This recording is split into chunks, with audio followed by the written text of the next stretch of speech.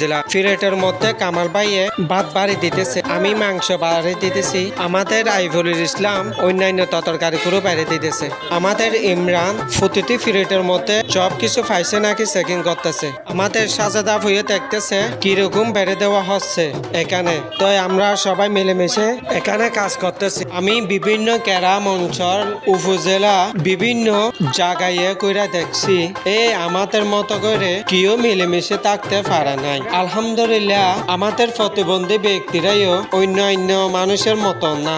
আমাদের উখিয়া উপজেলা প্রতিবন্ধী ব্যক্তিরাও এরা অনেক ভদ্র, এরা সম্মান চিনে, এরা মানুষকে কিভাবে সম্মান করতে হয় এগুলো এদের মাথার মধ্যে আছে।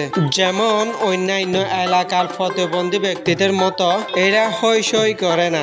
এদেরকে 2017 সাল থেকে সংগঠনের পক্ষ থেকে এদেরকে শিখাই আসতেছি আমরা। উখিয়া উপজেলা প্রতিবন্ধী ব্যক্তিরা অনেক মেধাবী, অনেক শিক্ষিত হয়েছে আলহামদুলিল্লাহ। এদেরকে সব সময় হাসি খুশি রাখার জন্য চেষ্টা করে যাচ্ছি। সবাই দোয়া করবেন আমাদের জন্য।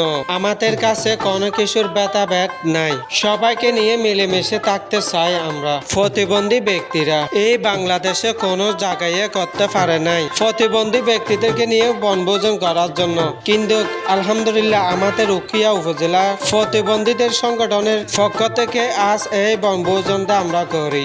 এই কারণে বলা হয় আমাদের উখিয়া উপজেলা প্রতিবন্ধী ব্যক্তিরাও অনেক মেধাবী, কিন্তু এখানে আমরা যে সংগঠনটা নিয়ে টেকে আছি আমাদের নিজেদের পরিশ্রম দিয়ে। তো এখানে আমরা ভাতের প্লেট করে সাজাইয়ে নিয়েছিলাম, কেমন লাগে বলেন সবাই দেখতে পাচ্ছেন এখানে বিভিন্ন রকমের আইটেম দেওয়া হয়েছে। সবাই দোয়া করবেন আমরা যেন আরো সামনে আরো বড় করে এই আয়োজনটা করতে পারি। এরকম ভাবে প্রতি বছরে যেন এখানে দেওয়া হয়েছে আরো একটি পানির বোতল আর একটি কুক। সবাই দেখতে পাচ্ছেন আমাদের ফারুক ভাই নিতেছে এক একটি কইরা। কেন যারা গরু মাংস খাবে না এদের জন্য দেশি মুরগি দেওয়া হয়েছে 2 পিস কইরা। আমাদের কাদের হোসেন সাহেব অনেক পরিশ্রম করে যাচ্ছে, আমরা দেখতে পাচ্ছি। আরো দেখতে পাচ্ছেন আমাদের কামাল ভাই হাত পাঞ্জাবির হাত যেন বড়ে নিতেছে এখানে কাজ করার জন্য।